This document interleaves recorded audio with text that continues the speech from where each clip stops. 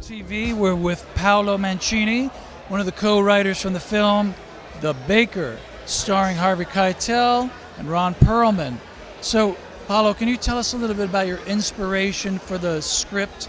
It was some kind of personal story that you wanted to always develop? Like, what was the connection?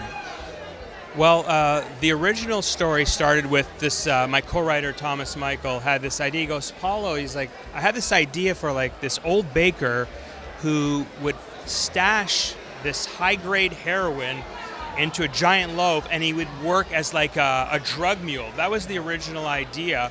And interestingly enough, I guess art imitated life, because there was a story a few years ago about this, actually, I think Clint Eastwood made a film about this gentleman. Like, there's like an 80-year-old drug mule that was working for the Colombian cartel, something like that. Right. But we didn't know that at the time. So we had that one idea, and we kind of wanted to. Thought, well, that's really a really interesting image. And then we thought, what if he had like a secret past, you know, and some special skill sets that he's kind of left there, you know, and he's buried those. But then, of course, through circumstance, they have to come up, and he's got to try and save his granddaughter. And then so we just started building it from there. And then so we were inspired by some revenge films that came out of Korea, actually, Old Boy and Man from Nowhere, that just had these very violent and gritty set pieces, very visceral stuff.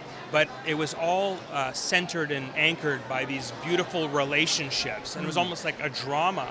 And so we thought, if you can accomplish that, I mean, that's really compelling to watch. And so that's where, the relationship with the grandfather and the granddaughter was born, and it just kind of steamrolled into like the film you saw. Really terrific film, really well shot, shot in the Cayman Islands, and during COVID. So besides the COVID challenge, any other challenges being in the Caymans? Well, I said making a movie is a miracle in and of itself. Any film will have it's like going to war. It's like going to war. It's like so it has its set of challenges. To me, it was, as a screenwriter, it was just adapting the screenplay, because originally we had it set in a very urban European. I think we at one point had it in Berlin, and then going to London, and so to take that and go, no, we're going to the Cayman Islands. You basically, all the locations you got to think, and you don't have a lot of time to think about that. You know, you got a couple of weeks and kind of hone and refine the story to fit the setting. So that was a challenge, but there were so many amazing locations there that you're like, it was meant to be. You know, it was like a happy accident in a way, yeah. So what are the plans for the film? Are you festivaling the film right now? You're looking for distribution, or do you have that, or what is the plan?